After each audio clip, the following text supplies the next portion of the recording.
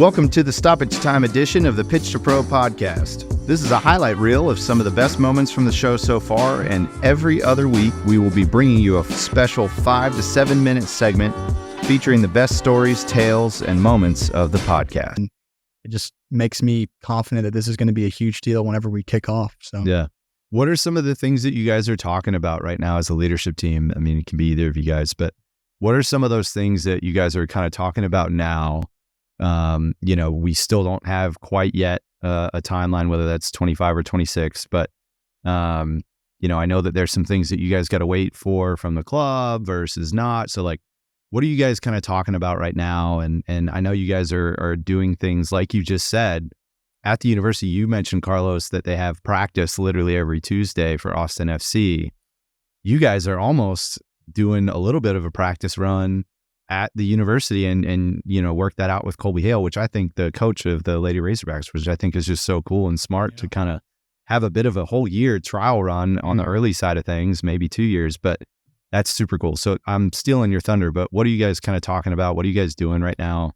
Talk about that. Actually, that's kind of something that Colin and I were talking about last Thursday. I wasn't able to be there. I had to work a junior high American football game down the street, but I called Colin after I got done, and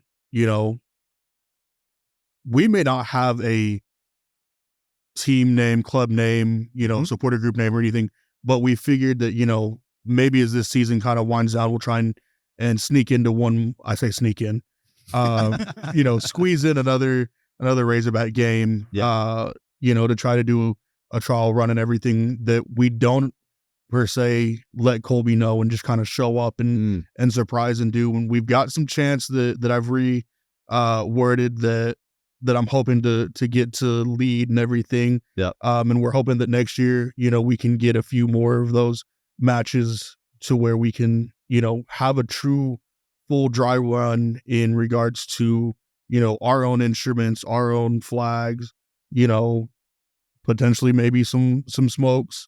Okay. If we can get that approved by the university, if not, a small little march down the street with it. Yep. Some other stuff that we've talked about right now between just Colin and I is our vision for the supporter group. And for me, I've told Colin, I've got something to base mine off of what I want, because I have Q2. I have, the supporter section in Austin, and what I want our supporter section to be. I want teams to come in to USL Arkansas's stadium in the future and be like, we don't want to play here. They are nuts.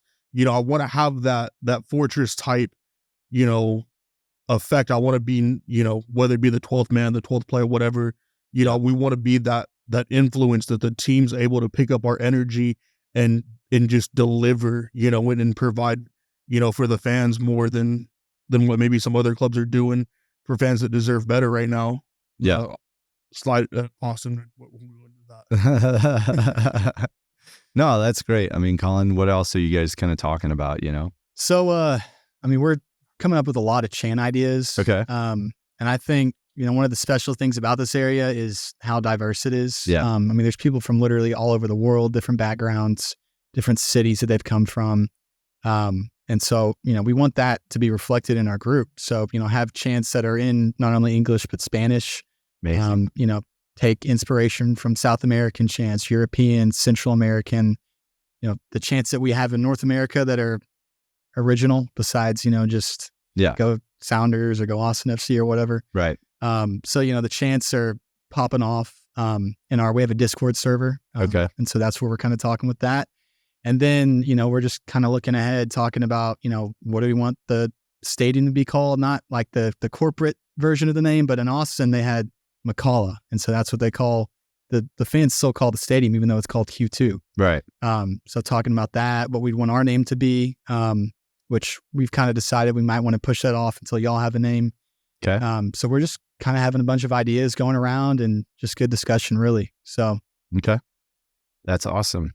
You mentioned some chants. What are some of your favorite chants? It doesn't have to be ones that you've discussed. You don't have to give anything away, but just some of your favorite ones, whether it be Austin FC, I know the American Outlaws have some great chants. I mean, I believe that we will win. I know it's kind of overplayed now, but back in like the 2010, 2014 World Cup, when that really kind of started, I think it was Brazil, when that really started to pop off, that was just something that went nuts. Like I was in Minneapolis at the time and actually led a bar of almost 2,000 people with like outside, crowded around the bar. And that was super cool. That's my capo moment. If I'm ever got to be stepping away, I may call you to come step in the stand for me. I put my bullhorn down. So, favorite chant? That's a hard one. I'm glad you put you on the spot. Austin FC wise, I would have to say my favorite one is one that we call Club Cuervo. Okay. Just because it's one of those that we go nuts. We've got a few in the works right now that haven't surfaced yet that may overtake that. I'd have to say, other than that, there's one that San Lorenzo does that's just a banger every time I hear it. Okay. I don't know. Other than that, I'd have to dig into. Do you want to give me a little flavor? Ooh. I don't know if I could do that. I don't know. It's a lot. A little flavor? No? Okay. I think, one of my only other like really fun, it wasn't fun. Let me take that back. Something that really proved how powerful that connection is, I think, for me, between supporters and for the world, honestly, was when, and this can be its own podcast episode, and we won't get into it, but Google the UEFA Super League. Yeah. And what some of the top European club teams tried to do a couple years ago. And I want to say all our clubs are guilty of being in that. All three at this table: Liverpool, Arsenal, Manchester United, Barcelona, Real Madrid, Juventus, some of the most storied clubs in the world and largest brands in the world in all of sports, not just soccer. We're trying to break away and do something, different, money generator, all those things. And the fans erupted all over the world and led these marches. And within 72 hours, it was dead. Because clubs were like, oh my Lord, we are going to lose half of our fan base, if not more. And we will never hear the end of this. Holy cow. And a lot of it is like, okay, how can you be that out of touch if you don't understand your fan base? So we will try not to be that out of touch, and we will hope that you guys hold us accountable for that, right? But within 72 hours, they had spent years, that they did, planning this thing. Behind the scenes, guaranteed 72 hours like that, gone. And I know that there's still rumblings out there that they try to bring it back. They still say they do, mostly Real Madrid. But anyway, that is just, it speaks to the power of the fan.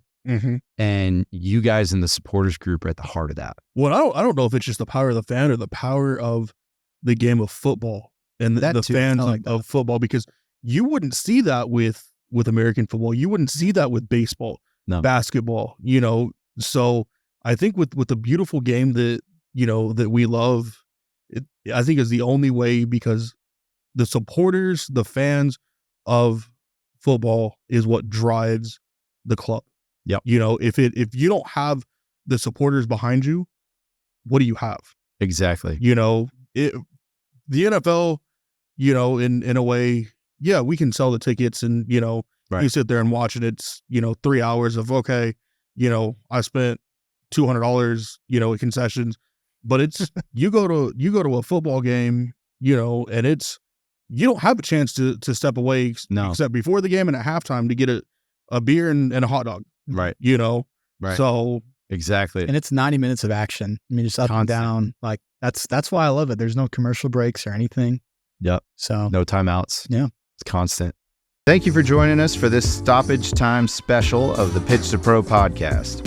If you've enjoyed the conversation, you can click watch the full episode here. Be sure to tune in next Thursday for a new episode of the Pitch to Pro podcast, the official podcast of USL Arkansas. Available on YouTube, Instagram, and everywhere you get your podcasts.